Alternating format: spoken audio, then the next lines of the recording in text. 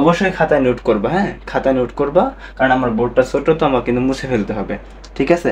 তো চলো গুণনীয়কটা বের করি। গুণনীয়ক, গুণনীয়ক, আশা করছি সবকিছু ক্লিয়ার দেখতে পাচ্ছ। ওকে, দেখো আমরা এখানে 28-এর গুণনীয়ক বের করব। দেখো দেখো আমরা যদি 28-এর গুণনীয়ক বের করি, 28-এর গুণনীয়ক কত বের করব আমরা? আচ্ছা, গুণনীয়ক কিভাবে বের করতে হয় এটা তোমরা জানতে হবে, তাই না?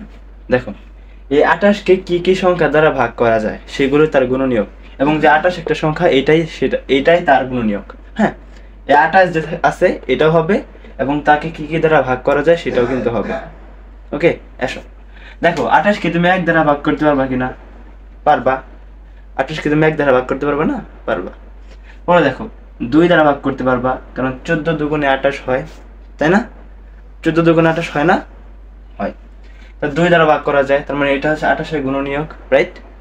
এরপরে আসো 2 3 দিয়ে কি যাবে? যাবে না।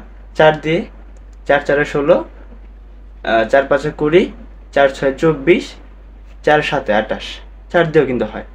তাহলে দেখো 4 দিয়ে যায়, এখন থেকে 5 দিয়েও যাবে না, 6 দিয়েও যাবে না, কিন্তু যাবে 7 দিয়ে, কারণ কিভাবে? 4 7 28। এরপর দেখো 8 দিয়েও যাবে না, 8 দিয়েও তুমি কিন্তু ভাগ করতে পারবে না, 9 দিয়ে যাবে না, 10 দিয়ে যাবে না, কোনো কিছু দিয়ে যাবে না। তুমি দেখো 14 দিয়ে যাবে, কারণ কেন? দেখো 14 দুগুণে 28 হয়, হয় কি না?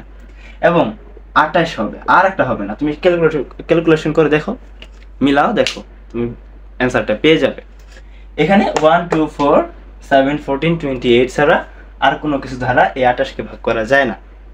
তার মানে এখন যদি বলি 28-এর গুণনীয়ক